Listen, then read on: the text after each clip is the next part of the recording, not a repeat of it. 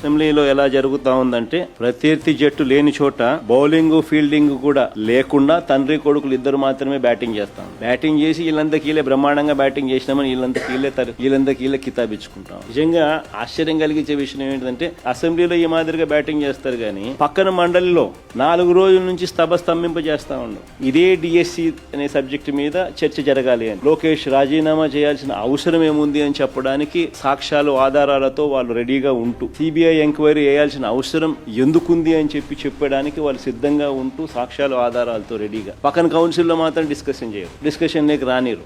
కౌన్సిల్లో ఎందుకు వీళ్ళు ఒప్పుకోరు చర్చ జరగడానికి అని అంటే దానికి కారణం తప్పులు జరిగాయి కాబట్టి అది ఎక్కడ సాక్ష్యాలు ఆధారాలతో సహా బయట పెట్టే పరిస్థితి కనిపిస్తుందేమో అని చెప్పి సిబిఐ విచారణ చేయాల్సిన అవసరం ప్రస్ఫుటంగా అందరికీ కూడా తెలుస్తుంది. కాబట్టి లోకేష్ రాజీనామా చేయాల్సిన అవసరం ప్రతి ఒక్కరికి కూడా తేటతెల్లంగా కనిపిస్తుంది. కాబట్టి